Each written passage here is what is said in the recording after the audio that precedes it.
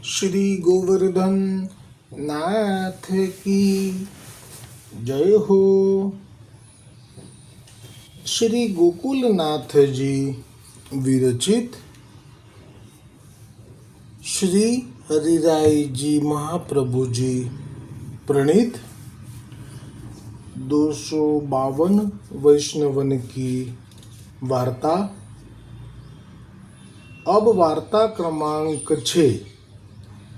अब श्री गोसाई जी के सेवक विठलदास कायस्थ दिल्ली ते परे कोस दोई पर एक गांव है, तहाँ रहते।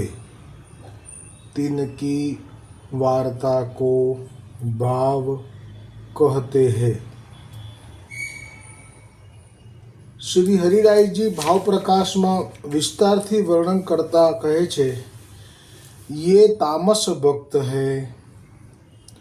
लीला में इनको नाम वल्लभी है।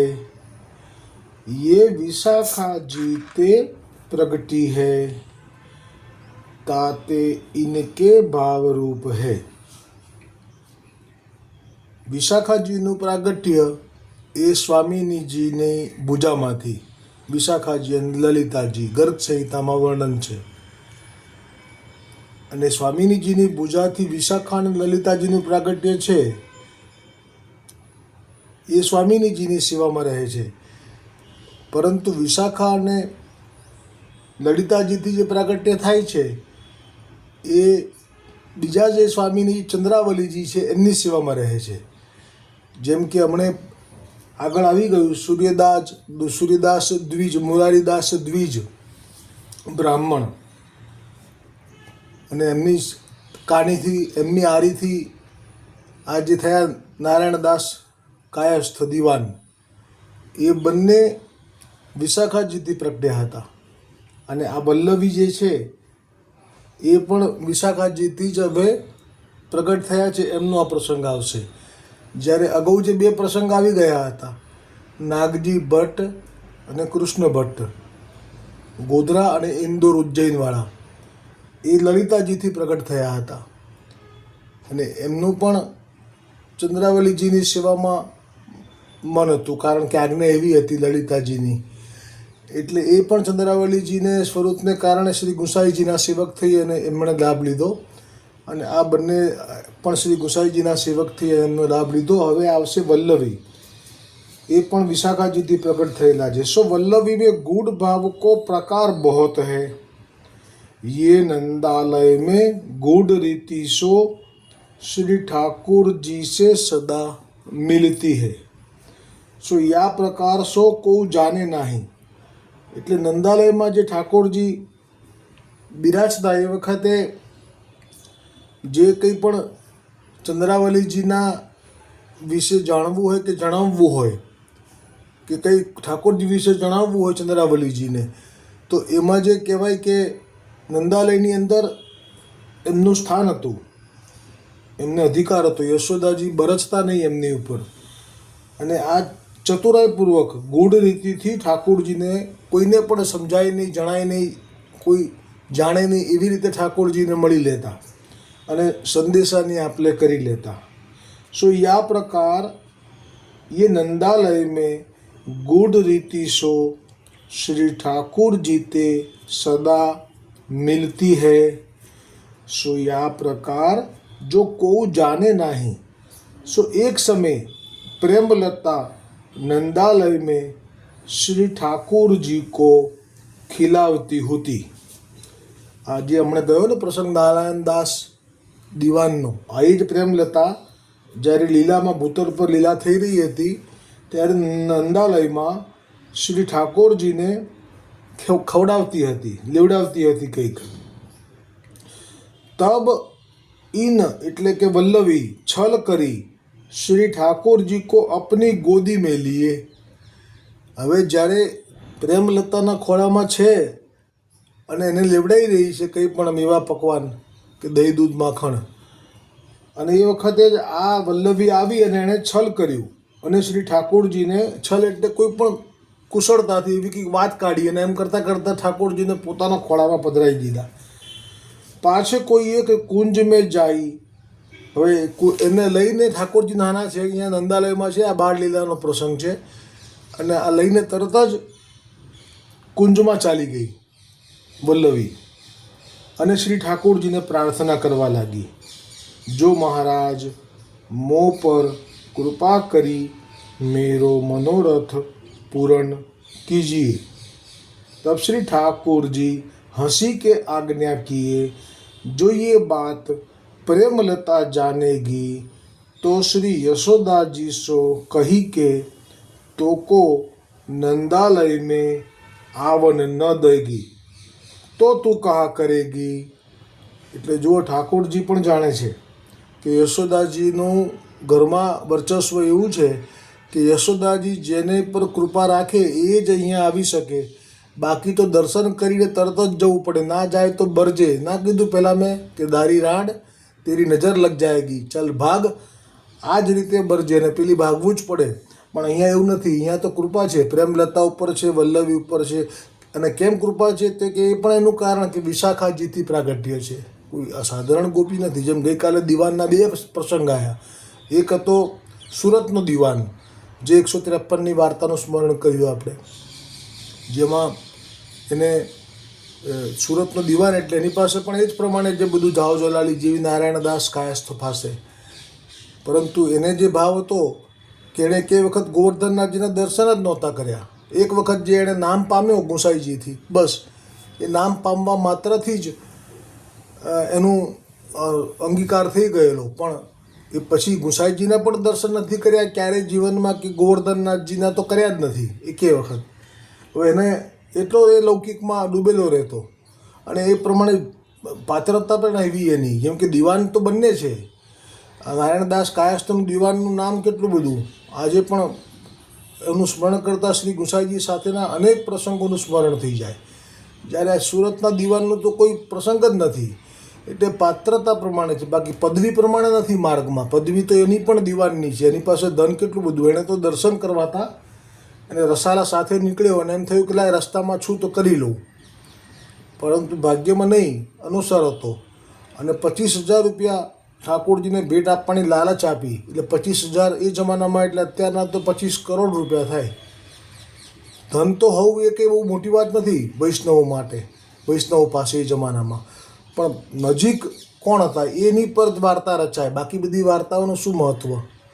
પેલી હતી જ ને ગોકુલમાં પેલી ક્ષત્રાણી, જ્યારે કહ્યું પેલા વિરક્ત વૈરાગીને કે તું આ ક્ષત્રાણીનો આશ્રય છોડી દે, કેમ કે એના મનમાં આશ્રય હતો કે ગમે ત્યારે આ ક્ષત્રાણીનું દ્રવ્ય મને કામમાં લાગશે.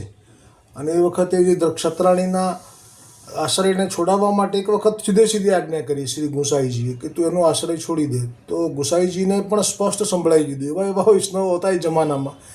વલ્લભને પણ પેલા વેણીદાસ માધવદાસની વાર્તામાં માધવદાસને કહ્યું કે તું વેશ્યાનો સંગ છોડી દે, તો સ્પષ્ટ સંભળાઈ દીધી હતી મહાપ્રભુજીને કે આ બીજું કંઈ આજ્ઞા કરવી હોય તો કરો, આની આસક્તિ મને બહુ જ છે, હું નહીં છોડી શકું એને. એવી રીતે અહીંયા પણ કહી દીધું કે તમે મને એવી રીતે આજ્ઞા ના કરતા કે હું ક્ષત્રાણીનો સંગ છોડી દઉં, મારાથી નહીં છૂટે, અમારો સ્નેહ છે. પાછું એમ પણ ચોખવટ કરી કે અમારો પેલો કંઈ લૌકિક સંબંધ નથી. પાછો એમ પણ કહી દીધું. પ્રભુને બધી ખબર હોય કોનો સંબંધ કયો છે, કેવો છે, પણ છતાંય આવું ચોખવટ પણ કરી. પણ એટલે હું નહીં છોડું, એમ મારો સ્નેહ સાચો છે. અને શ્રી ગુસાઈજીએ લીલા કરી.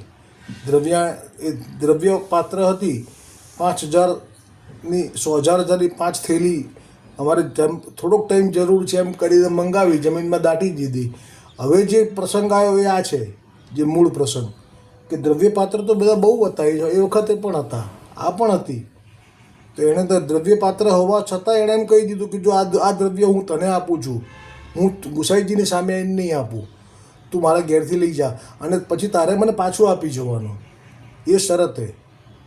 અને પીલાને તો એમ જ છે વિરક્ત વૈષ્ણવને કે ગુસાઈજી તો પ્રભુ બોલ્યા છે તો આપવાના જ છે ને, એ કંઈ થોડું ખોટું બોલ્યા છે.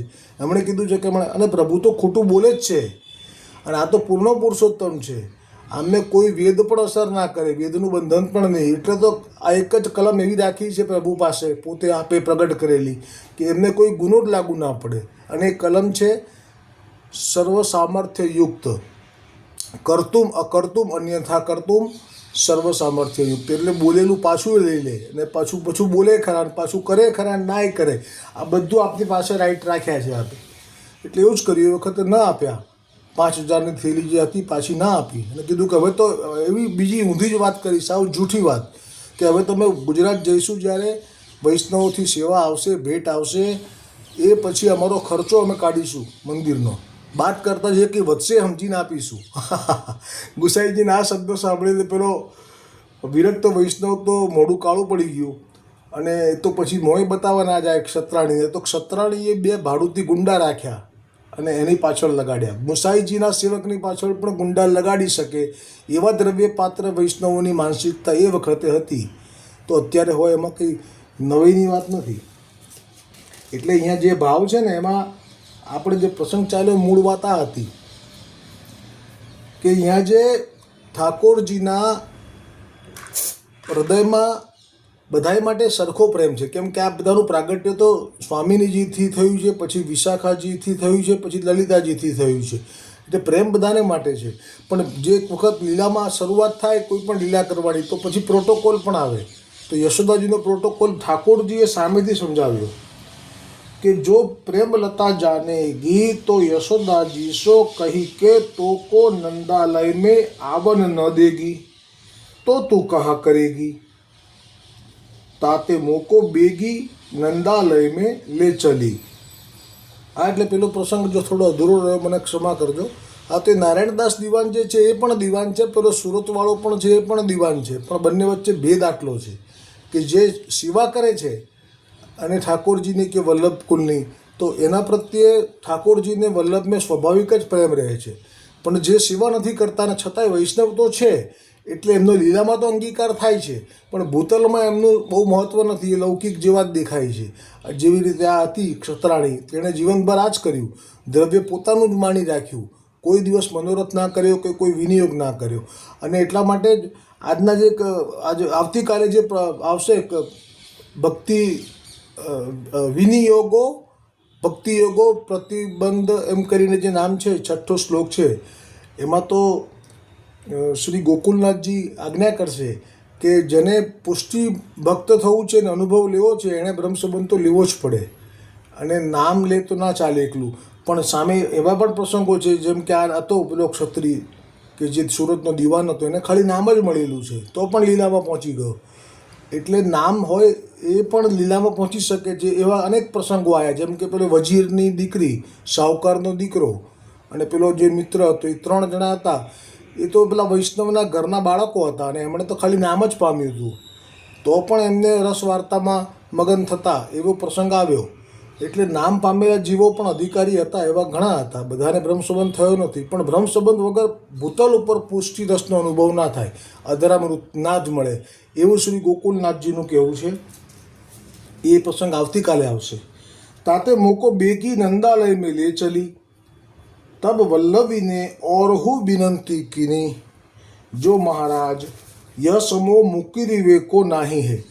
આ પૂર્ણ પુરુષોત્તમ છે ને, એટલે એમને પાસે કોઈ પણ કેવી પણ વિનંતી કરે તો જેવો ભાવ રાખે એવું ફળ આપી દે. આ એક જ એવા છે, પૂર્ણ પુરુષોત્તમ છે. એટલે બાકી અન્યથા રામજીમાં છે કોઈ જાય તો પછી સવાલ જ નથી. એ તો એમ જ કહી દે કે મારે તો એક પત્ની વ્રત છે. નરનારાયણ પાસે ગઈ બધી અપ્સરાઓ ઇન્દ્રના કહેવાથી ભંગ કરવા એમનો તપ, પણ ભંગ તો ન કરી શકી. અને જ્યારે એકદમ જાગી ગયા તો ડરી ગઈ, અને પણ સાથે સાથે રૂપ જોઈને મોહી પણ ગઈ. અપ્સરાઓ જે ઇન્દ્રને માટે લાલાયિત રહેતી, એ હવે નરનારાયણમાં નારાયણનું રૂપ જોઈને મોહી ગઈ અને કે હવે તો અમે તો આપના સિવાય કોઈને હવે નહીં જોઈએ. તો નારાયણ પ્રભુ સમજી ગયા બદ્રીનાથના કે આ તો મારી પાસે જે ઈચ્છા કરે છે એ ઈચ્છા આ દેહથી તો શક્ય જ નથી. જેમ કે ગુસાઈજીએ દ્વિજ તમધારી હતા, તો પેલી ક્ષત્રાણી હતી જેનાથી પ્રગટ થયા આપણે ત્યાં ગંગાબાઈ, તો એ ક્ષત્રાણી સાથે પણ આવો જ પ્રશ્ન થયો હતો. તો ગુસાઈજીએ કહ્યું કે દ્વિજ તમધારી જો આચાર્યનું પદ છે એટલે એ રીતે નહીં થઈ શકે, પણ છતાંય આપણે પછી બહુ હઠ કરીને કીધું કે પૂર્ણ પુરુષોત્તમ છો, આપની જે મરજી પડે તે કરો. એટલે આપણે કૃપા વિચારીએ અને પછી આપણે દેહ સંબંધ થયા વગર પણ ગર્ભધાન કરી શકીએ. એમાં આપના માટે તમે કહ્યું ને કે કરતુમ અકર્તુમ. એવો જ અહીંયા નારાયણ પ્રભુએ બદ્રીનાથના આજ્ઞા કરી કે ભાઈ આજ તો અમે તપસ્વીના દેહમાં છીએ, પણ એ જે છે એ તો અમે બ્રજમાં પ્રગટ થઈશું ત્યારે, અને એ રીતે એમનો મનોરથ પૂરો થયો. બધી અપ્સરાઓ પણ પ્રગટી છે અહીંયા બ્રજમાં. એટલે અહીંયા વલ્લભીની પાસે જે ઈચ્છા હતી એ ઠાકોરજી પાસે રજૂ કરતા એને સંકોચ પણ ના થયો. અને એમ કહે છે કે અત્યારે હું તમને નિકુંજમાં લઈને આવી છું, તો આ કંઈ ફરી જવાનો સમય જ નથી, કારણ કે એના હૃદયમાં વાસના પ્રબળ થઈ ગઈ છે. એ ક્યારે મને આલિંગન કરે ને ક્યારે મને રસ આપે એમાં જ એનું મન ચોંટ્યું. એટલે એમને તો પેલી સલાહ તો ગમી જ નહીં ઠાકોરજીની. અને હા, અત્યારે બાળલીલાનું મેં કહ્યું હમણે કે બાળલીલા છે અને બાળ ઠાકોરજીને ગોદીમાં બેસાડીને જે લેવડાવી રહ્યા છે પ્રેમલતા, તો પછી અત્યારે બહાર આવ્યા પછી આવી વાત કેમ કરે છે? બાળક સાથે થોડી આવી વાત થાય. આવો પણ સંદેહ ન કરવો, કારણ કે આપણા હરિરાયજી મહાપ્રભુજીએ સ્પષ્ટ કહ્યું છે કે વિરુદ્ધ ધર્માશ્રય એ આપણા પ્રભુનો સ્વભાવ છે. એટલે ક્યારેક એ મુગ્ધ દેખાય તો ક્યારેક ચતુર પણ દેખાય, ક્યારેક એમનામાં કોઈ કામના જ નથી એવા દેખાય, તો ક્યારેક એ રતિ સુખનું દાન કરવા માટે તત્પર થઈ ગયા છે એવા પણ દેખાય. અને ગર્ગ સંહિતામાં પણ શરૂઆત જ આવી રીતે થાય છે કે જ્યારે ઠાકોરજીને નાના છે અને નંદ બાવા ગાયો ચરાવવા જઈ રહ્યા છે ભાંડીર વન તરફ, તો કેળે કનૈયો ઉતરતો નથી નીચે આજે, તો કે હું પણ સાથે જ જઈશ બાવાની. તો નાનો એટલે કેટલા નાના હશે કે કેળે હતા, અને જ્યારે જીદ કરી તો લઈ ગયા, તો પછી તો એટલું બધું આપે જ પ્રેરણા કરી અને વાવાઝોડું પ્રગટ કર્યું અને વરસાદનો માહોલ જામી ગયો, અંધકાર છવાઈ ગયો, અને પછી આપ જો જાણે ભયભીત થઈ ગયા હોય એવી રીતે રડવા લાગ્યા. આ વિરુદ્ધ ધર્માશ્રયના બધા પ્રસંગો એક સાથે છે, આમાં તો રડવા લાગ્યા. અને હવે તો નંદ બાવા પણ અકળાયા કે મારે ગાયો ચરાવવાની છે ને આ તો રડે છે, તો આનું રડવાનું બંધ ના થાય તો એમને તો ચિત્ત ના લાગે કામમાં. એ જ વખતે સ્વામિનીજી એ પાછા તરુણ વયવાળા સામેથી આવ્યા અને એમને તરત જ જાણી લીધા કે આ તો સાક્ષાત સ્વામિનીજી છે, રાધાજી છે, વૃષભાનને ત્યાં પ્રગટ થયા છે, અને એમનું પ્રાગટ્ય ગોલોકથી ઠાકોરજીના અર્ધાંગીનીનું છે. આ બધી વાત પાછી ગર્ગ મુનિએ જેવી રીતે નામકરણ કર્યું ઠાકોરજીનું, એવી રીતે ત્યાં વૃષભાનુને ત્યાં જઈને પણ સ્વામિનીજીનું નામકરણ કરેલું. એટલે બધી ખબર. એટલે પછી નંદ બાવાએ કીધું કે લો આ તમે સાચવો, આ તો બહુ રડે છે, તો હું જાણું છું કે તમે એમના અર્ધાંગીની છો અને હું આપની પાસે ભક્તિ માગું છું. અને આવો લાભ લઈ નંદ બાવા તો ચાલ્યા. હવે જે બાળક છે એ જ વખતે પાછા એ પણ તરુણ કે કિશોર થઈ ગયા, અને પછી આ ભાંડીર વનમાં લગ્ન થયા છે. એ પ્રસંગ વિસ્તારથી બહુ સુંદર છે, પણ અત્યારે વાત આટલી જ છે કે જે મને ખોળામાં લેવડાવતા વૈષ્ણવને એવો થાય પ્રસંગ વાંચતા કે શ્રવણ કરતા કે હમણાં તો ખોળામાં બેસીને લેવડાવતા, અને હવે બહાર આવી વાત કરે છે. તો આ કિશોર થઈ જવું અને પાછું નાના થઈ જવું, આ આપનો એક સ્વભાવ જ છે પૂર્ણ પુરુષોત્તમનો. એટલે તો શિક્ષાપત્રમાં, પહેલાં શિક્ષાપત્રમાં કે બીજા શિક્ષાપત્રમાં શ્રી હરિરાયજીએ એ પણ ભેદ ખોલી દીધો કે કોને ઘેર માખણ ચોરી કરવા જતા હતા. ત્યાં તો આપે એવું કહી દીધું કે જેના ઘરે ચોરી કરી છે એ ગોપીઓ તો એવી હતી કે એને ઠાકોરજી સાથે આ સુખનો લાભનો મનોરથ તો સેવી બેઠેલી, પણ એના ઘરમાં લૌકિકમાં એટલી પડેલી રહેતી કે પછી એમને વિસ્મૃતિ થઈ જતી. પણ જ્યારે એકલી પડતી ત્યારે પાછો પેલો મનોરથ યાદ આવે, બાકી તો લૌકિકમાં જ રહે. તો એવા લોકો, એવી ગોપીઓનો મનોરથ પણ પૂર્ણ પુરુષોત્તમ તો એકવાર મનોરથ કરે પછી ના છોડે. એટલે ત્યાં એમના ઘરમાં જતા, એ વખતે બાળક સ્વરૂપે જતા, પછી અંદર પાછા કિશોર થઈ જતા, અને એને જે મનોરથ હતો એ પૂરો કરી પાછા બહાર નીકળતા બાળક થઈને આવતા. તો હરિરાયજીએ તો એવો પણ ઉલ્લેખ કર્યો કે આજુબાજુવાળા જુએ તો કે બાળક ગયો છે અંદર, એટલે કોઈ સંદેહ પણ ના કરે, અને પાછા અંદર લીલા પૂરી કરી બહાર આવે એટલે પાછા બાળક થઈને આવે, એટલે કોઈ પણ પ્રશ્ન જ ના ઊભો થાય. તો આવી લીલા કરવી એ આપના માટે કોઈ બહુ મોટી વાત જ નથી. અને હવે તો યશોદાજીને કહીને નંદાલયમાં તને આવવા નહીં દે તો તું શું કરીશ? તેથી તું જલ્દી મને નંદાલયમાં પાછું લઈ જા અને પ્રેમલતાના ગોદમાં બેસાડી દે. તબ વલ્લભીને और हो विनंती कीनी, जो महाराज यह समय मुकी देवे को नाही है, ताते बेगी कृपा कीजिए. पाछे श्री ठाकुर जी वल्लभी की बहुत आरती जानी, इनको मनोरथ पूर्ण कियो. એટલે જે રતિ સુખનો મનોરથ કર્યો એ ઠાકોરજીએ પૂર્ણ કર્યો. એટલે એ વખતે પાછું એ જે ગોદીમાં બેઠા હતા એ સ્વરૂપ નહીં સમજવાનું, પછી સીધા કિશોર થયા. સો બાત એક સખીને જાની, સો વા સખીને પ્રેમલતા સો જાઈ કહી. તબ પ્રેમલતા ખીજી કે વલ્લવી સો કહે, જો ક્યોરી તું મોતે છલ કિયો, या प्रकार प्रेमलता बहुत ही अप्रसन्न भई, ता अपराध करी वल्लभी भूतल पर आई। सो ये दिल्ली ते परे कोस दोई पर एक गांव है, तहाँ एक कायस्थ के जन्मे। सो वह कायस्थ राज द्वार में चाकर हतो। सो वाके पास द्रव्य बहुत, सो उन विठ्ठल दास को पढ़ाए राज काज में हूँ प्रवीण किए। पाछे विठ्ठल दास बरस 25 के भये, तब वह कायस्थ मर्यो। तब विठ्ठल दास यात्रा को चले, सो मथुरा आए, तहाँ विश्रांत घाट पे नहाए। ब्राह्मण को दान दक्षिणा दे गोकुल आए। એટલે હજી ભ્રમશોભન નથી થયો ને એટલા દાન દક્ષિણા છે, બાકી પછી કશું જ નથી, ફક્ત વૈષ્ણવ અને ઠાકોરજી અને ગુરુ આટલી જ હોય ભેટ। તા સમયે શ્રી ગુસાઈજી ઠાકોરજી ઘાટ પર સંધ્યા વંદન કરણ को पधारे। सो विठ्ठल दास को दर्शन भये। सो दर्शन होत ही विठ्ठल दास को मन श्री ठाकुर जी के स्वरूप में लग गयो। तब इन श्री गुसाई जी सो विनंती कीनी, जो महाराज कृपा करी मोको अपनो जाने शरण लीजिए। तब श्री गुसाई जी विठ्ठल दास को दैवी जीव जानी आप कृपा करी कहे, जो श्री यमुना जी में स्नान करी अपरस ही में मंदिर में आइयो, तहाँ हम तो को सेवक करेंगे। पाछे श्री गोसाई जी आप तो मंदिर में पधारे। सो भोग सराई श्री नवनीत प्रिय जी की राजभोग आरती किए।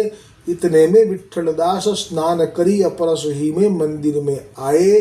तहाँ श्री गोसाई जी आप विठ्ठल दास को नाम निवेदन कराए। नाम निवेदन એટલે નામ એટલે અષ્ટાક્ષરનું દાન અને નિવેદન એટલે બ્રહ્મ સંબંધ મંત્રનું દાન। तब पाछे श्री नवनीत प्रिय जी को अनुसर कराई। श्री गोसाई जी आप अपनी बैठक में पधारे। सो विठ्ठल दास हूँ बैठक में आई बैठे। पाछे विठ्ठल दास ने श्री गोसाई जी सो विनंती कीनी, जो महाराज अब मोको कहा आज्ञा है। तब श्री गोसाई जी आप विठ्ठल दास सो कहे, तुम ते और कछु बनेगो नाही, ताते विवेक धैर्य आश्रय। આ લીલા હમણાં આપણે જાણીએ છીએ એટલે આ આનંદ લઈ શકીએ છીએ। જો આ કૃપા જ ના કરી હોત કે આગળ એ લીલામાં શું હતી અને કયા કારણથી એ પડી, એ જો આપણને શ્રી ગોકુલનાથજીની કૃપાથી જાણવા ન મળ્યું હોત તો આપણને એમ થાત કે શ્રી ગોસાઈજીએ કેમ વિઠ્ઠલદાસને વિવેક ધૈર્ય આશ્રયનો નિત્ય પાઠ કરવાનું કીધું। એટલે કે આનો ભાવ એ થયો, હમણાં જે પ્રસંગ ગયો એટલે હું કહી શકું આટલું કે એ પ્રેમલતાના ગોદમાં બેઠેલા હતા બાળક સ્વરૂપે। હવે વલ્લભીએ એ વખતે ન લેવાય, એ સમય આવે એટલે એ રતિનું દાન આપવા તો પ્રગટ થયા છે। પૂર્ણ પુરુષોત્તમે તો શરૂઆત જ લીલાની કરી માખણ ચોરીની, ત્યારે જ સુરદાસજીએ આ લીલાનું પદ દર્શન કરાવ્યું છે કે એમણે એમ વિચાર્યું કે હું જો આવ્યો છું તો વ્રજમાં મારા ઘરમાં આવ્યો છું, હું આવ્યો છું તો વ્રજની બધી ગોપીઓના સુખ આપવા આવ્યો છું, હું આવ્યો છું તો ગોપીઓ મારા માટે જે ભાવ રાખીને બેઠી જે રતિ સુખનો અધરામૃતનો એ હું આપવા તત્પર છું, પણ શું કરું, મારી માતા યશોદા તો મને બાળક જ સમજે છે। એટલે મૂળ તો આ જ લાભ આપવા માટે આવ્યા છે આપ, પણ રાહ તો જોવી જોઈએ ને, એના માટે ધૈર્ય જોઈએ, વિવેક જોઈએ। વિવેક, ધૈર્ય અને આશ્રય, આ ત્રણમાં વિવેક અને ધૈર્ય નહોતું, આશ્રય તો દ્રઢ હતો કે જે મળશે બધું અહીંથી મળશે, પણ એવી રીતે ના લેવાય ખોળામાંથી। એ સમય, એનો સમય માહોલ જામે અને પછી ઠાકોરજી તો અંતર્યામી છે, તનકી જાણે મનકી જાણે તો નહીં જાણે વલ્લભીની, પણ વલ્લભીએ ઉતાવળ કરીને જે ખોળામાંથી લઈ લીધા અને પછી બહાર લઈ જઈ અને નિકુંજમાં લઈ જઈને જીદ કરી, અને એ કારણે ગુસાઈજીએ કીધું કે તું ભાઈ વિવેક ધૈર્ય આશ્રયનો પાઠ કર, તારાથી બીજું કંઈ થવાનું નથી। શ્રી ગુસાઈજીએ આવી રીતે આજ્ઞા કરી। હવે અધૂરો રહેલો પ્રસંગ આવતીકાલે। શ્રી ગોવર્ધનનાથ કી જય હો, શ્રી ગુસાઈજી પરમ દયાલ કી જય